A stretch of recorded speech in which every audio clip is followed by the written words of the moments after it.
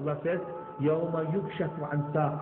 On that day, when Allah subhanahu wa ta'ala will show His shin to human beings and to creation, وَيُدْعَوْنَ إِلَى السُّجُودِ. They will be called to prostrate, فَلَا يَسْتَطِيعُونَ. They will not be able to prostrate. خَاشِعَةً أَبْصَارُهُمْ. As a result, their faces will be filled with fear. تَرْحَقُهُمْ ذِلَّةٌ. And disgrace will cover their bodies.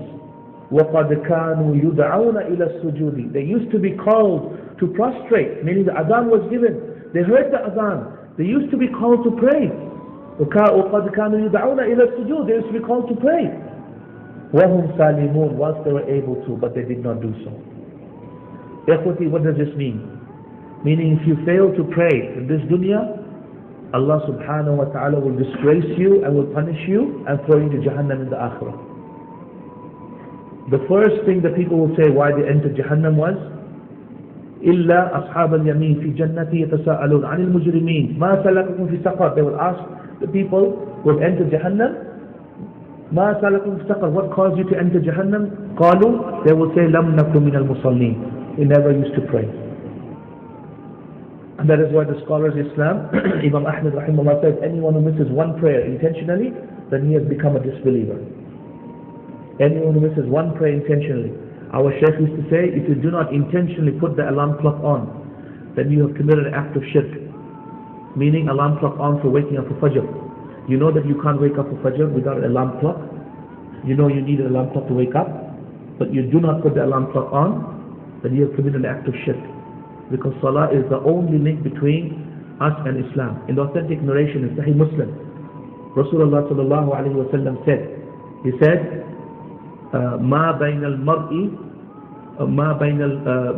المرء والإيمان والكفر والشرك ترك الصلاة. He said in authentic hadith, what did he say? He said, what is between a person and Islam and Iman and shirk and kufr? And in that hadith he said, Ash-shirk al-kufr. This is authentic hadith in Sahih Muslim. Tarku salah is the leaving of salah. Imam al-Shawkani rahimahullah said in the explanation of this hadith, he said this hadith is the greatest evidence that leaving salah is kufr, is major disbelief.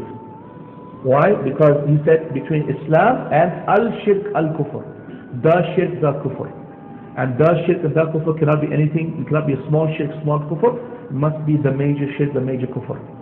And so that is why this is the greatest evidence that leaving salah is kufr. In the fourth hadith in Mustadrak al-Hakim, it is reported that Abdullah bin Shaqiq radiallahu anhu said, in the authentic hadith, it's an authentic hadith, the fourth hadith in Mustadrak al-Hakim, he said that the companions of the Prophet ﷺ did not used to consider the leaving of any action to be disbelief except salah. So if you leave your salah, ya ikhwati, you become a kafir. If you don't pray, you're a disbeliever. There's no excuse. Don't tell me, no, you're still a Muslim, but on the verge of leaving Islam. No, don't even come there. If you leave your salah, you become a kafir. For brothers and sisters out there, if your husbands don't pray, then your marriage is invalid. Why? Because then if you become a disbeliever, your marriage contract is invalid. The point I'm trying to make is very serious. Very serious. If you do not pray, you cannot be a believer. You cannot be a Muslim at all. Okay? Very, very critical. Salah 5 times a day. This is it.